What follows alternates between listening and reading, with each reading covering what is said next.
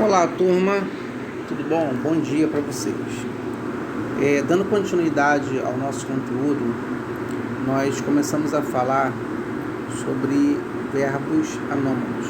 Na aula anterior, nós chegamos a falar um pouco aqui sobre o verbo dare to be, ok? E também falamos sobre o que? Sobre o uso enfático do verbo to do, certo?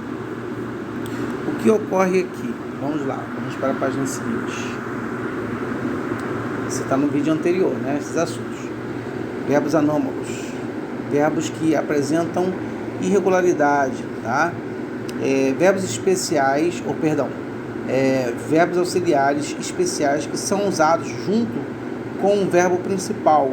Então, isso nós chamamos em língua portuguesa, de locução verbal, tá?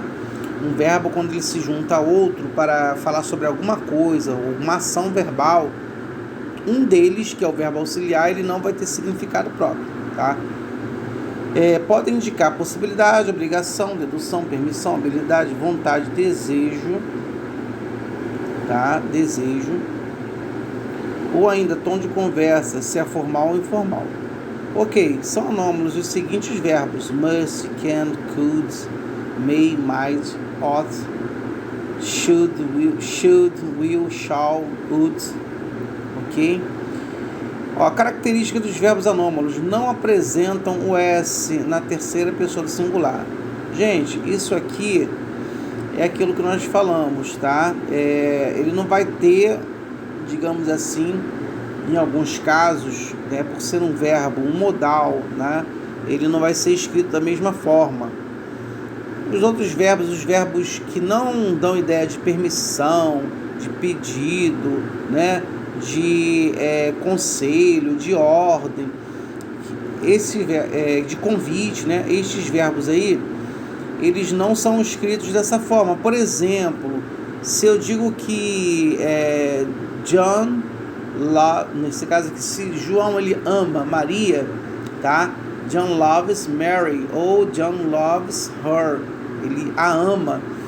Nessa frase que eu acabei de pronunciar aqui, tá? O verbo ele termina com ES. É um verbo que dependendo do verbo, ele vai ser acrescido de um S ou um ES. Ok, estes verbos não, tá? Deixa eu colocar lá então. Então aqui, por exemplo, ó, Peter can study for the test. Ó, nessa frase aqui, tá? O verbo estudar, ele está no seu infinitivo. A tradução é: Peter pode estudar para o teste. Tranquilo. Outra aqui, não apresenta to, mesmo no infinitivo. Então, na frase que nós vimos ali, Peter can study, no infinitivo, o verbo estudar seria to study. Então, seria incorreto dizer Peter can to study for the test. Então, já que eu tenho o auxiliar aqui, can, eu não preciso da partícula to. O verbo principal nunca será usado com a partícula to no infinitivo, com exceção de ought to. Nesse caso aqui, desse verbo apenas que ele vai utilizar. Veremos a seguir um verbo de cada vez. Então, vamos ver aqui, falando sobre todos esses verbos aqui, sobre a lista aqui, ó, completa deles. Vamos minuciar aqui, vamos detalhar. Must é usado para expressar necessidade, obrigação e conclusão. Então aqui, neste verbo aqui, por exemplo, eu digo assim, ó, I must wash the motorbike tomorrow. Quer dizer, eu preciso lavar a motocicleta amanhã. Aqui ele está denotando o quê? Uma necessidade, tá? Eu preciso lavar minha moto amanhã, é uma necessidade. Agora, se eu digo o mesmo verbo aqui, must lá em cima, must wash, e aqui you must be home before lunch. Você deve estar em casa antes do almoço. Então, que é aqui no caso insinuando uma obrigação. Digamos que, só para a gente ter uma ideia, né, para formular a questão da obrigação, eu posso falar isso aqui, um adulto falar para um adolescente, né? ou uma criança, que ela deve, né? Ela deve estar em casa antes do almoço. Ah, então você já entende aqui como obrigação. Porque se for generalizar, às vezes não dá esse sentido, ok? Só para a gente ter uma ideia. Aqui não está falando sobre isso, mas eu estou acrescentando. A conclusão, algo certo ou bastante provável. I haven't eaten anything for 3 days. Eu não como nada há 3 dias. Aí, vamos ver abaixo, né? You must be hungry. Ou seja, aqui falando sobre uma questão de conclusão, você deve estar faminto ou você deve estar com fome, né? Representado por must be. Ok, o anômalo must pode ser substituído por have, né? Have to, no inglês americano. Essa é a forma normal utilizada. No inglês britânico, must é usado para se falar sobre sentimentos e desejos do enunciador e do enunciado. Tá? Por exemplo, dar ordens. Tá? Nesse caso aqui, ó, já have é usado para se falar sobre obrigações extremas. Por exemplo, tá lá, regulamentos e ordens, né, de outras pessoas. Observe aqui, I must stop drinking, né? Eu devo parar de beber. Aqui, eu devo parar de beber é no sentido de querer. I want to, nesse caso aqui, I must teria o mesmo efeito. I've got to stop drinking, quer dizer, aqui nessa frase, ok? Ela vai ter esse mesmo tom. Porque aqui tá falando assim, deixa eu ver aqui, eu devo parar de beber lá em cima, né? Em relação abaixo eu coloquei o quê? I've have, né? I've got, quer dizer, eu devo parar de beber, representado pelo verbo to have. Aqui, ó, falando sobre problemas de saúde, tá? Ok. Então, o que eu deduzo aqui? Nós acabamos de ler o enunciado acima, que nesta situação, quando eu uso o verbo to have, tá?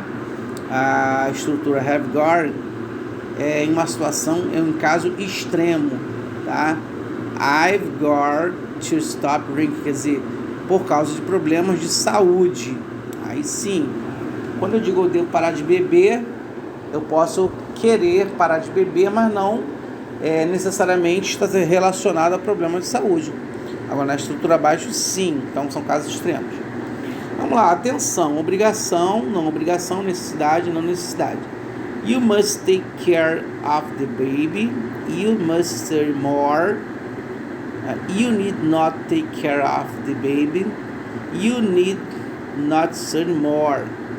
Olha lá, percebeu a diferença? Olha lá, nesse caso, na primeira frase, você deve cuidar do bebê. Outra, você deve estudar mais. Então a gente já viu uma diferença, né? Que você deve cuidar do bebê e você deve estudar mais. Vai ter o mesmo sentido? Não, embora tenha usado que eu must. You need not take, né? Ou needn't, né? You needn't take care of the baby. I'll take care of it myself. Ó, nessa frase aqui, você não precisa cuidar do bebê. Eu, nesse caso aqui, eu mesmo cuidarei dele, eu mesmo cuidarei dele, tá? É nesse sentido, que você não tem necessidade de fazer uma coisa que outra pessoa vai fazer, conforme apresenta aqui na frase. Ó, you need not study more. You already know everything. Ó, você não precisa estudar mais. Quer dizer, não se faz necessário, não tem necessidade, tá? Nesse sentido aí, você já sabe de tudo. You already know everything. Então tá, tem uma diferença então em relação à questão do tom, em questão da ideia, tá? quando queremos indicar uma proibição, devemos usar o verbo must not, ou seja, se eu quero indicar proibição, tá? Must not. Ok. Olha só. You mustn't ou you must not step on the grass. Você não deve, né? Você não pode. Ó, tô falando pode, mas é porque é o mesmo sentido. Você não deve, você não pode pisar a grama. Passenger mustn't talk to the driver. Passageiros não devem falar com o motorista. Aqui, ó, a gente percebe o que? Ó, nesse sentido aqui, a gente percebe que é uma coisa que se trata de o que? De proibição. Ok, vamos para a página seguinte. Falando sobre can e could. O verbo can pode expressar, o verbo can pode expressar capacidade, habilidade, possibilidade e permissão. Tudo depende do seu contexto. Como, por exemplo, aqui na capacidade. He can swim well, ele pode nadar bem, quer dizer, ele tem a capacidade, né, de nadar bem. Habilidade, she can speak English fluently, ela pode falar inglês fluentemente. Possibilidade geral ou ocasional, we can go to Ireland next month, since you are free, quer dizer, nós podemos ir para a Irlanda, né, no próximo mês, já que você está livre. Permissão informal. Can I have some more cheese? Quer dizer, nesse caso aqui, eu pedindo, né? Eu posso, nesse caso aqui, posso comer, posso ter, né? Posso pegar um pedaço, mais queijo, posso pegar mais queijo. Beleza. Sua forma no passado é could. Então, tudo que foi visto para can, eu posso também trabalhar com could, que é o passado. Peter could skate when he was younger. Peter podia ou sabia patinar quando era mais jovem. Observação: could normalmente não é usado quando há referência a uma habilidade, realização específica em ocasião particular no passado. Então, se eu me refiro a alguma coisa que aconteceu, tá? Se eu digo que aconteceu é porque está no passado, né? Eu não vou usar could falando sobre algo específico. Rose was able to leave the hospital on 2 days after she underwent abdominal surgery. Nesse caso aqui, o que acontece? É uma situação específica, tá? Rose, ela teve alta ou ela pôde sair do hospital. He was able to leave. Ela pôde sair do hospital apenas depois de 2 dias, né? Que ela fez uma operação aqui. Ok, beleza. E não Rose could. Perceberam a diferença? É uma situação específica. Ok, mas há situações em que é possível, o uso could nessas condições. Com os verbos verb to see, hear, taste, feel, smell, understand, remember, guess, tá? Vendo com esses verbos. Por exemplo, aqui, they could understand everything the teacher said. Olha só, eles puderam entender tudo que o professor disse. Ok, então, que verbo que eu estou vendo aqui? Verb understand, que foi mencionado aqui na lista. Em algumas orações subordinadas, tá? Então, em orações subordinadas, eu vou utilizar aqui could. Por exemplo, nessa frase, I'm glad that you call me. Nessa frase aqui, tá? Que eu estou acabando de ler, eu posso também usar o could, tá? Outra sentença negativa. I was able to find the school, but I couldn't find the teacher. Nessa frase aqui, vocês perceberam que eu usei o able to e depois o couldn't. Só que aí, se numa estrutura, eu vou fazer uma correlação verbal. Vamos ver aqui, por exemplo, que eu quero dizer, ó, eu pude, né? I was able to. Eu pude encontrar a escola, mas eu não pude encontrar o professor. Então, se eu quero mencionar duas vezes no passado a ação de ter conseguido ter feito alguma coisa ou não, se eu abro a frase aqui, tá? Eu coloco aqui, I was able to. Poderia ser o contrário essa frase. I wasn't able to find the school, but I could find the teacher. Eu poderia escrever assim, eu não consegui encontrar a escola, mas eu pude encontrar o professor. Ok? Então, posso começar com able to, terminar com couldn't. Vamos perceber aqui outra coisa, tá? Sobre o verbo aqui, may, e o seu passado might. Ok, may pode ser usado para dar permissão, para expressar probabilidade, para expressar um desejo, tá? Para dar permissão. May I dance with your wife? No, but you may dance with my sister. Quer dizer, eu posso dançar, tá? Com sua esposa? Não, mas você pode dançar com minha irmã. Ok. Aí, o que tem de interessante aqui para nós comentarmos? Aqui é uma coisa mais formal. Porque eu poderia também usar, em vez de may I, daria no mesmo, tá? Por can I dance with your wife? Perdão, como pergunta, né? Can I dance with your wife? Quer dizer, eu posso dançar com a sua esposa? Mas usei o may, tá? Então aqui dá a ideia de permissão, tá? Mas de uma forma mais formal. Em vez de usar o can, eu usei o may. Ok, expressar probabilidade.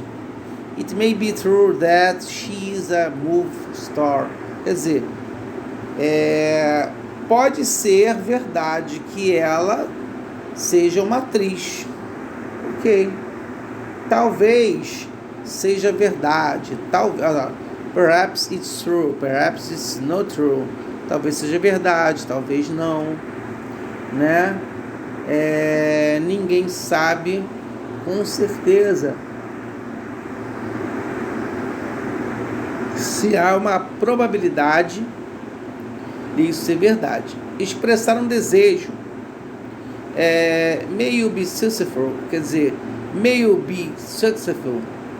Nessa frase aqui, é o mesmo que eu dissesse assim, ó, tenha sucesso, ok? Então aqui, expressando um desejo. O passado de may é might, usado em reported speech, tá? Usado em vozes verbais, voz passiva, ok? He said the might go there. Ele disse, ó, deixa eu ver aqui. Ele disse que podia, nesse caso aqui, que podia ir lá. He said. Ok. Vamos para a próxima.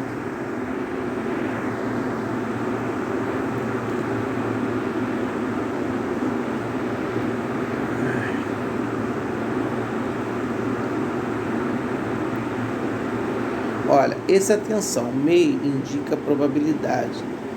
It may rain, né? Talvez, nesse caso aqui, ó.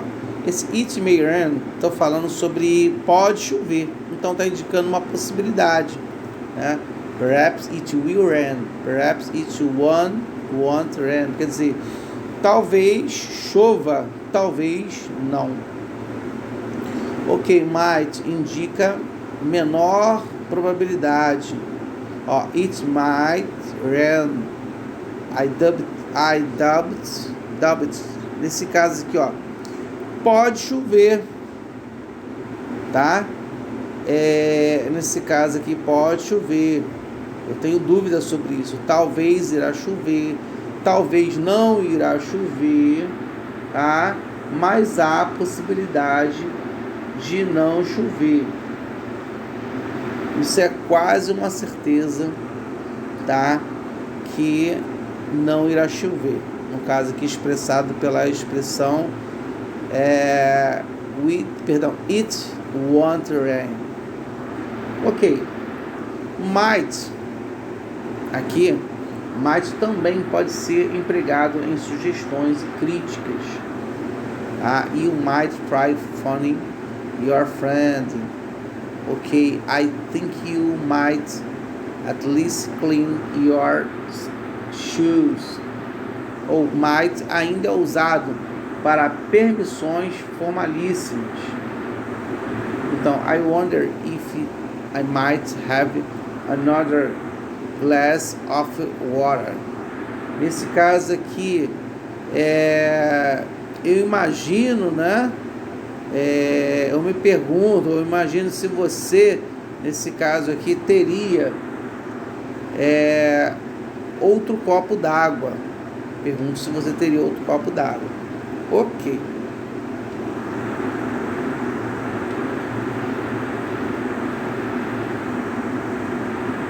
Tem uma observação aqui, may e might normalmente não são usados para falar sobre permissões que já tenha sido dada ou recusada, liberdade que as pessoas já tenham ou normas, as leis. Nestes casos usaremos as expressões to be allowed to ou to be permitted to. Nowadays teenagers are allowed to, permitted to do what they want. Tá? Então aqui, nessa frase aqui, o que a gente percebe aqui?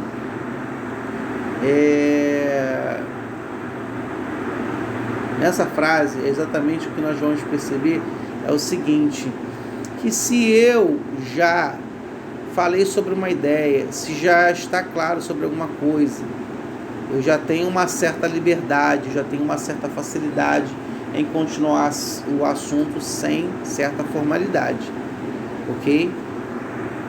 Ought to, should. Ought to e should são usados para expressar conselho, lembrança de um dever, conclusão e obrigação moral, tá? Então nós temos aqui, ó, o mesmo sentido, né? You ought to ou should stop drinking. Você deve parar de beber.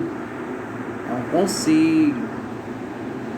You will get ill, ou seja, você vai ficar doente ou ficará doente. Lembrança de um dever. You ought to should pay your bills. Aqui tem uma barra indicando que você pode utilizar um outro, né? Ought to ou should. Você deve pagar suas contas. Você deve pagar, você deveria pagar suas contas. If Jane left home at 6, she ought to or should be here by now. Ou seja, se Jane saiu de casa às 6 horas, ela já deveria estar aqui. Obrigação moral. Everybody ought to should help the poor. Quer dizer, todo mundo deveria ajudar os pobres. Ok. Will é usado nos seguintes casos: para dar ordens, né? You will clean it right now. Como auxiliar no futuro: My son will bring my dog. Summer will come again. Para falar, para fazer um pedido educado: Bring me some water. Will you close the door? Tá? se eu vou fazer um pedido educado, eu coloco também o modal will para formular as frases.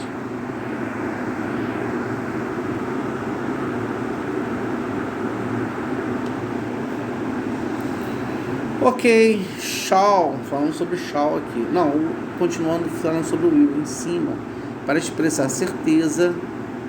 Don't call her up now. She will be studying.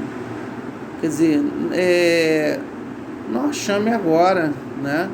Ela vai estudar, ela estará estudando. Para expressar decisões. I won't give you any more money. Quer dizer, você não deve ter nenhum dinheiro, né? Expressar opiniões. Outra aqui, para fazer promessa ou ameaças. I will stop smoking ou I will kill you for what you have done. Ou seja, eu vou parar de fumar e eu vou matar você pelo que você fez. Beleza.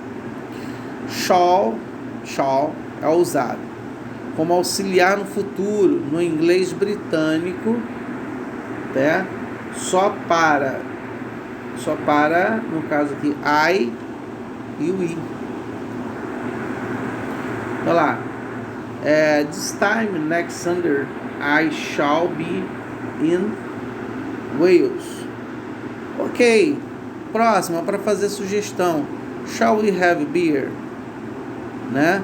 Nesse caso aqui, vamos tomar uma cerveja, vamos beber. Shall I lock the door? Vamos, perdão. Deixa eu ver aqui, eu devo fechar a porta. Né? Lá em cima, nós podemos beber. Eu posso fechar a porta. É nesse sentido aqui. Tá? Para expressar vontade ou determinação. I shall invite you for dinner at the end of the month. Perdão aqui, dei até uma pausa aqui na fala. Ó, eu vou convidar você para jantar no final do mês. Beleza. Para dar uma instrução ou ordem formal.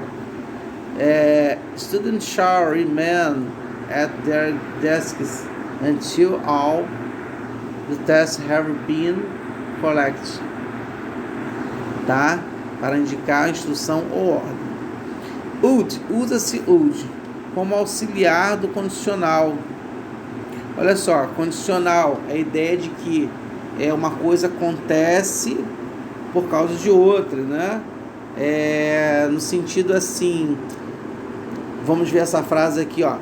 If I had money, I would travel abroad. Se eu tivesse dinheiro, viajaria posterior. Quer dizer, uma coisa aconteceria se outra tivesse acontecido também, né? They would come if they had time. Eles viriam se tivessem tempo. Para expressar hábito ou ações repetidas no passado. Nós temos aqui ações repetidas no passado. When my parents weren't in town, my grandfather would visit me. Quando meus pais não estavam na cidade, meu avô vinha me visitar.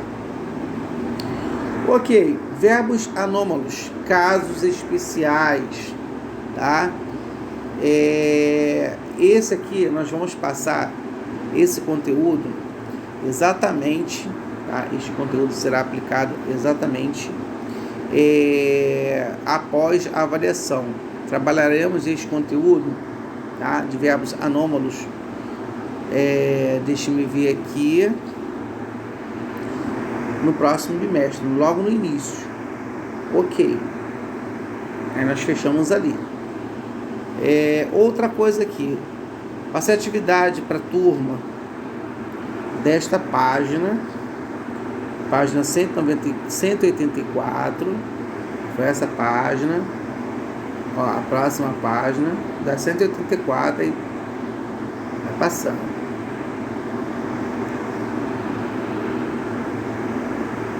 Até no caso, ó, da 184 até a 188, número 8. 188, número 8. Ok. Unidade 4, presente. Olha, o tempo presente, o que eu tenho que ficar atento? A questão do tempo presente. Eu tenho que ficar atento ao seguinte, tá? Eu tenho que ficar atento às pessoas do discurso. Eu tenho que ficar atento à questão, por exemplo, toda vez que eu trato de terceira pessoa do singular, o verbo, ele tem uma terminação diferente, a não ser que seja um verbo seja um modal. Não sendo modal, sendo um verbo comum, tá? She loves him, quer dizer, ela o ama, ok? Quando eu digo assim, Mary works here, quer dizer, ela trabalha aqui, está no presente, foi escrito de uma forma diferente, né? He eats every day, ele come todo dia. Nesse caso aqui coloquei eats, terminando com S. Ok, eu tenho que ficar atento a isto em relação ao verbo, tá? No tempo presente, em relação a isso. E como ficaria a forma negativa? Bom, a forma negativa, só relembrando, se eu, por exemplo, vamos usar o verbo amar, mais uma vez aqui, se eu digo assim, she loves him, quer dizer, ela o ama, eu quero dizer que ela não o ama, she doesn't love him, quer dizer, ela não o ama. Nessa frase, eu coloquei doesn't, e o verbo amar, ele volta para sua forma no infinitivo. O verbo to love vai ficar dessa forma. Ok, isso é o presente. Se eu quero fazer uma pergunta, tá? No início da frase eu vou colocar o do ou don't. No início da frase eu vou colocar o do ou doesn't, certo? Que aí, se eu coloco o doesn't, eu me refiro a uma pergunta cujo sujeito está na terceira pessoa do singular. Se eu digo assim, se eu quero saber se ela o ama, does she love him?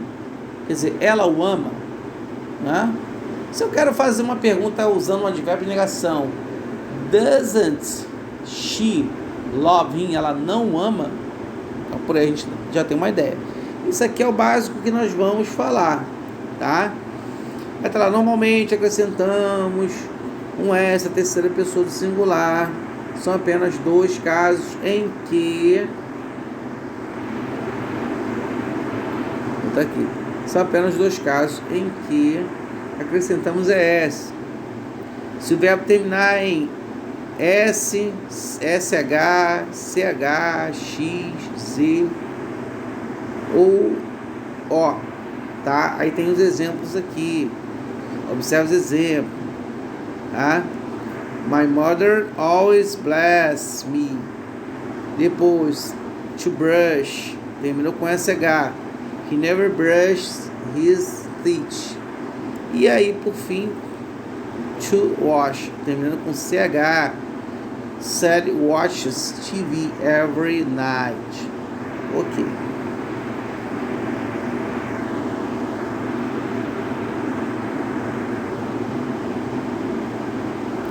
Aí as observações sobre o tempo presente, elas continuam aqui, né? Tem algumas regras, por exemplo, aqui, temos que normalmente acompanhar, termos que normalmente acompanham, uma correção na minha fala aí, termos que normalmente acompanham o presente simples. Então tem aqui, always, often, frequently, generally, sometimes, never, seldom, hardly, every day, né? Week, month, once a day, week, month, twice a day, week, month. Ok, se o verbo terminar em Y precedido de consoante, ou seja, se vier uma consoante antes. Neste caso, mudamos o Y para I e acrescentamos ES. Como, por exemplo, to study. Então, sometimes he studies with me. Aqui eu tenho o seguinte, às vezes ele estuda comigo. Então eu percebi aqui que na terceira pessoa do singular eu coloquei o ES, mas neste caso aqui eu fiz uma substituição. No lugar do Y coloquei o I e acrescentei o ES, indicando terceira pessoa. Depois, to cry. Lisa cries at the end of every film. Está dizendo que Lisa chora no final de todo filme. Então o verbo to cry, CRY, o que precede uma consoante. Então, se há uma consoante dele, eu vou tirar aqui o Y, colocar I e normalmente acrescentar o ES, porque se trata de um verbo conjugado na terceira pessoa do singular, do tempo presente. Outros usos do simple present: verdades permanentes. Water boils at, no caso, 100. Aqui a água ferve em 100 graus Celsius. Período presente: ações que, pelo que sabemos, se prolongarão indefinitivamente. My best friend works in a bank. Meu melhor amigo trabalha em um banco. Falando sobre uma coisa que vai durar, que vai dar continuidade, mas eu estou usando aqui o tempo presente. Futuro, orações subordinadas. Phone me when you arrive home, please. Tá lá. Ligue para mim, ou ligue-me quando você chegar em casa, por favor. Tá? Em relação a horários, o trem, nesse caso aqui, sai amanhã às 17h50. E fica ligado nessa questão aqui, tá? Bom, deixa eu ver aqui. Presente contínuo. O presente contínuo, o que ocorre? O presente contínuo, ele na sua composição, nós temos aí o verb to be. Por exemplo, qual é a estrutura do presente contínuo? Eu terei o meu sujeito, depois do sujeito eu tenho uma das flexões do verb to be, que é is, and ou are, uma das três, tá? O verbo principal é a terminação em LG. Por exemplo, se eu digo assim, estou trabalhando aqui, I'm working here. I am ou I'm. You are work here. You are working here. Você está trabalhando aqui. Agora, se eu digo ele ou ela, he is working. Então vocês perceberam que eu uso, he is working here.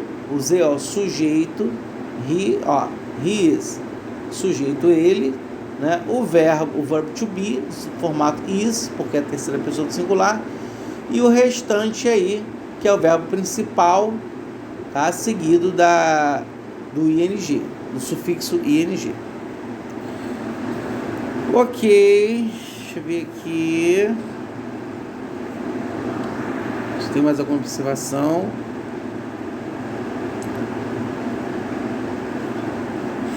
Tem um detalhe aqui, vou comentar com vocês aqui. O verbo to live, Outras situações temporárias. Aqui tem uma frase, vou até aumentar aqui, My brothers are now living in Auckland. Nessa frase aqui, que meus irmãos estão morando, em Auckland, em algum lugar. Nessa frase, eu percebo que o verbo to live, ele termina o quê? Com E. L-I-V-E. Só que eu percebo que aqui tem um ing. Então, eu tenho um verbo lá que termina com E, eu vou tirar o E e vou colocar o ING. Eu não vou acrescentar apenas o ING. Eu vou trocar o E e colocar ING. Simples assim. Tá? Então, ações planejadas. We are spending next summer in Scotland. Nesse caso aqui, ó. Deixa eu ver aqui. Nós estaremos, né? Nós passaremos o próximo verão na Escócia. Se nós passaremos o próximo verão, né? Na Escócia, o que você observa aqui? O que vocês observam? Eu tenho um sujeito, eu tenho mais uma flexão do verbo to be, are, eu tenho o verbo to spend, tá? E o sufixo ing. Ok. Está no presente contínuo, professor, mas está indicando o futuro? Sim, que eu digo que no próximo verão nós passaremos, tá? Ou passaremos o próximo verão na Escócia. Ok. Bom, terceiro ano, nós terminamos aqui este conteúdo aqui da quarta unidade. Agora, também, tá? Eu já mencionei a atividade, vou colocar lá na plataforma, por escrito para facilitar. Deixa eu ver aqui as atividades que serão feitas. Olha, da página 196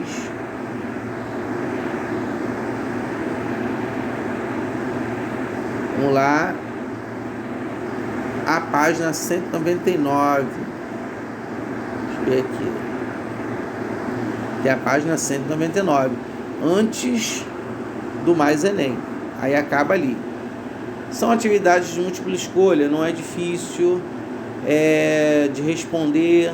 Vocês têm como auxiliar aí uma ferramenta que o Google tem, que você tira uma foto do texto e ele traduz, tá? A princípio eu aconselho, tá? A princípio eu aconselho, quando fizer alguma tradução, olhar palavra por palavra, a não ser que você já conheça a maioria das palavras, você tira uma foto para ver como uma palavra se comporta no meio de outras, ou seja, dentro de uma frase. Que às vezes nós vimos uma palavra que ela tem vários significados. E aí, o que exatamente ela quer dizer dentro daquele contexto? Das duas, uma, ou você pesquisa um pouco mais, olhando ela sozinha, vai dar um pouco mais de trabalho, mas em compensação você vai gravar melhor, ou então faz o que eu falei, tira essa foto com essa ferramenta do Google, e aí você vai ver dentro do contexto de cara como ela funciona. Pode fazer assim, tá? Então fechamos por aqui nossa aula de hoje, tá? Esse conteúdo que foi passado hoje, fechamos nele, tá? Para nossa prova. Então semana que vem, tá? Vai ser uma semana que eu vou trabalhar, que eu vou corrigir as atividades, tá? Entregar até a semana que vem o Estude Mais, levar para a escola, atividade do Estude Mais. E é isso aí. Alguma dúvida que tiver, pergunte para mim direto no meu privado. Ok, turma? Fiquem com Deus e até a próxima.